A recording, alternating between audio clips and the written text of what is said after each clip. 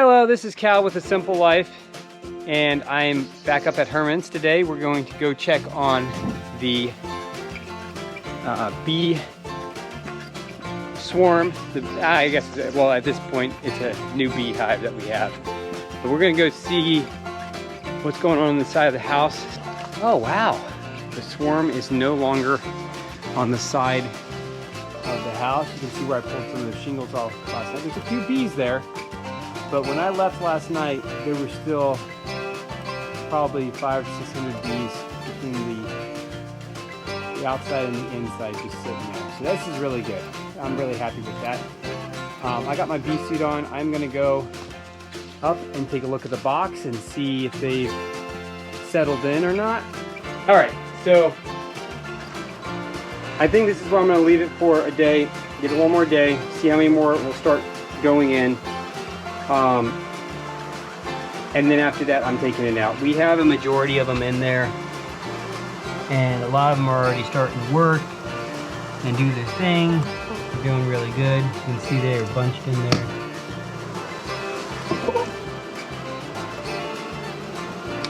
That might have been a new queen right there.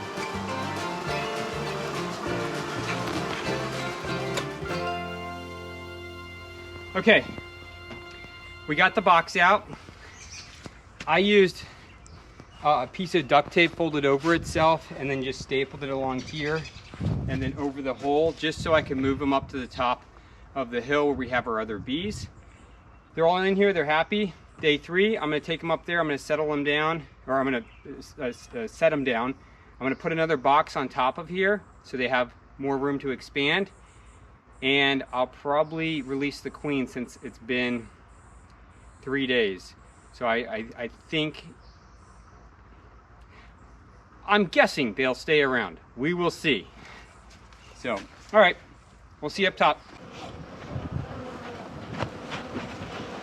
Okay, so she is in here. I'm gonna let her out. I'm gonna just let her, she's right, you can see her in there.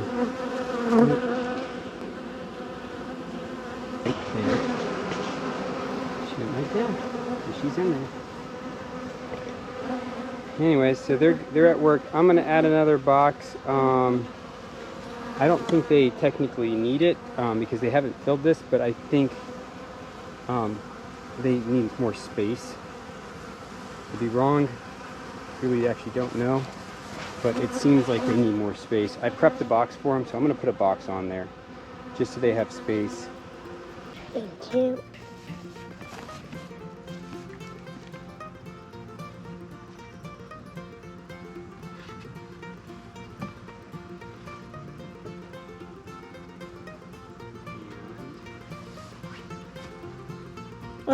All the bees in there dead?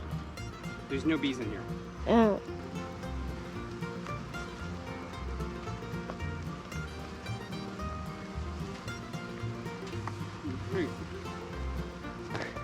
So that's the that's our bee adventure for hopefully for the near future. I don't plan on doing another wild hive capture anytime soon, but we did this time.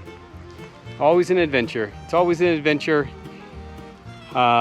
when you're trying to do things differently and you do a little research and see what happens, see what works and what doesn't. And you learn from your failures and you learn from your successes, and pretty soon you have a decent knowledge base to work off of.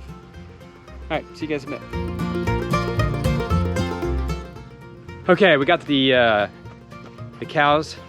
They're grazing the middle strip down on the road. We got a little string going across, but we seem to be missing a calf.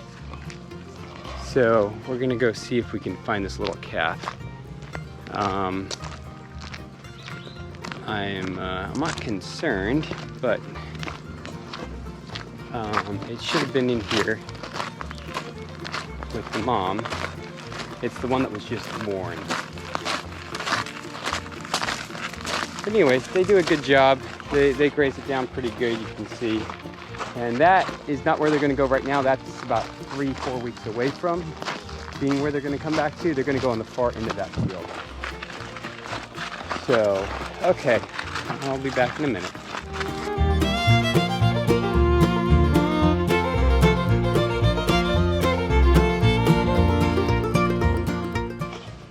All right, so there's the mom right here.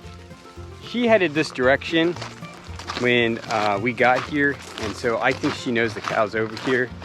And since the cow really doesn't, the calf I should say, doesn't really have many places to go, I'm gonna just start looking on the edge of the road along here and see if I can find, it looks like something was down there. But yeah, no calf. Maybe it was here, but hey boys. Keep looking. I'm just looking, this grass is so tall. Actually, the cows are gonna be in here. I just have to set it up. We're gonna do a couple days pasture in here. Oh. So I was looking for trampled grass, and here you go. See, this is what I was looking for. There it is. Okay, hopefully he will. There he goes. Oh, he's doing, look at that.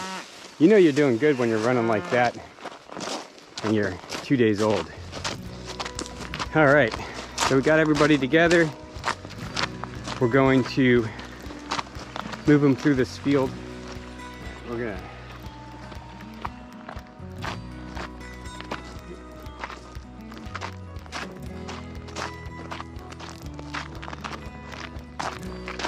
gonna get them moved through here. I'm gonna push them through. Hey Clint, why don't you go around the side of the cows or go through the fence, one of the two, so you can open up that gate down there so we can push them in. So, the only gate that leads to this field, please. Go around them so you're not putting pressure on them. It's fine. No, well, that was fine. You just don't put pressure on them. There you go. Yep, good job, buddy.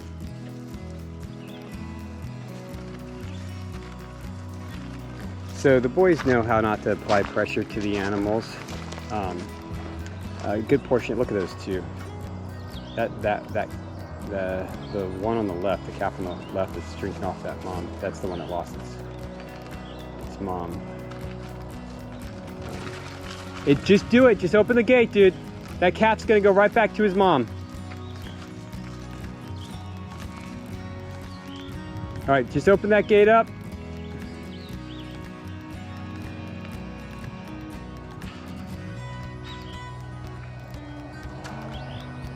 So as soon as we open this gate, they know what that pasture is.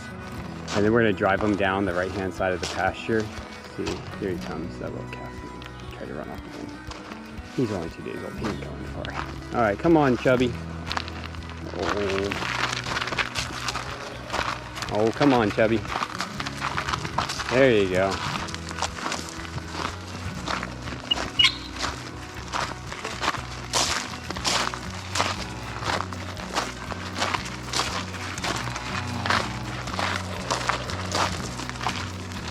Come on. All right. Hey guys, Clint, I want you to walk down on the left-hand side of the field and cut and push him to the right. We're gonna get him. I said the right. I said the left. We're gonna push the cows to the right. Okay, so go down that side. We're gonna push them down the lane. Okay, because this isn't ready for them to graze yet. Yep. Good job. Come on, Clay. Come on, buddy. Come on. Can you push them that way? Clint, I don't want them going on the other side of that wire, okay? Yeah, Clay, go between me and your brother. Come on, buddy. There you go. Clint, that's enough. Clay, come on. Clay, come on. Come on, Chubby, let's go. There you go, buddy.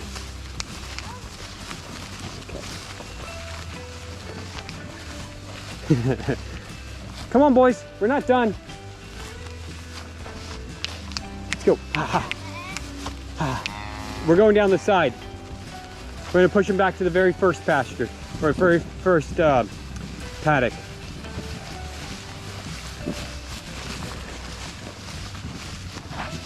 Chubby, don't run all that off. Dear God, you're gonna get skinny. All right.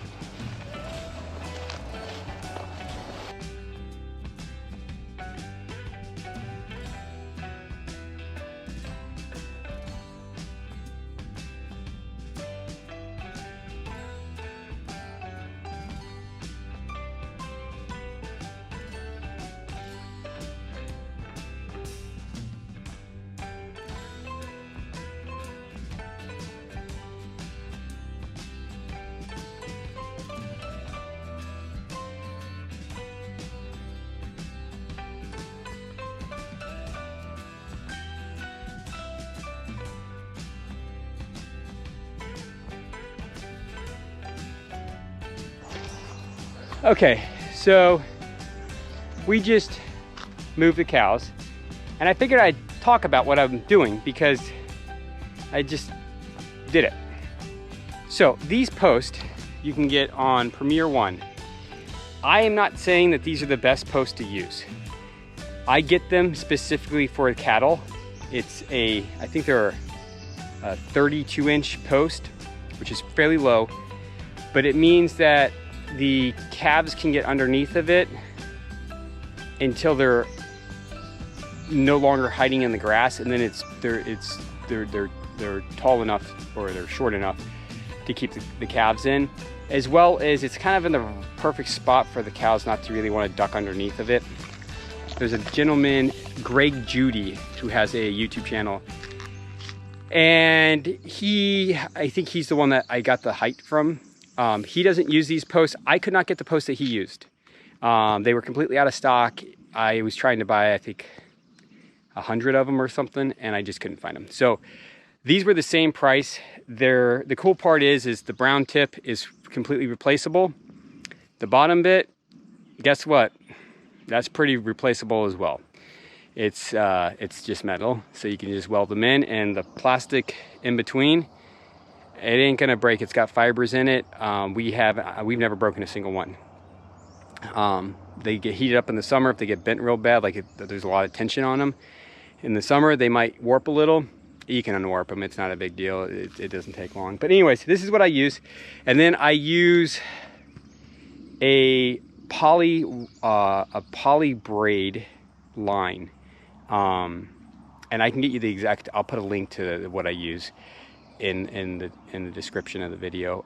And I use that just because it's worked great. It's held up really well. I've had some of it for 3 years, and we move it all the time, and it's not a problem. It's super durable. So anyways, I figured I'd let you guys in on kind of what I'm doing and why I'm using these short little posts. I'm using short little posts because they work for cattle. I don't think they'd work for goats or sheep. They may work for sheep if you have bigger sheep and you really trained them well to it, but I don't have sheep right now. We may in the future, we'll see. They will not work for goats. I'll tell you that right now. No, this is a no-go for goats. Unless you really are good at training goats, and I've never got my goats that well trained. And I don't think anybody has. Maybe somebody, who knows. Anyways, that's what we've been doing. It's worked really, really well. You know, occasionally I'll have a really stubborn cow. Chubby was like that for a little bit. He was really stubborn. He'd walk right through it, and I had it hooked up with a really good charger. It was a 2-joule charger, 12-volt battery with a solar panel and everything. And it would be hitting really hot, and he'd just walk right through it. I realized what was happening. The reason he was walking through it was our longhorn that we just had processed. He was putting a lot of pressure on Chubby because they were both bulls, and Chubby didn't want anything to do with him, and so he would just rather go off by himself. So once I realized what was going on, I just let Chubby go. One cow was not going to wreck my rotational grazing, my strip grazing. He went out, and he would come back when I would put out, you know, haylage or something like that. And I just made sure that there was always a water source outside of the cows, the main herd's water source. It wasn't ideal, but I knew it was something that was going to be short term, so I went with it. I will talk to you guys in a bit.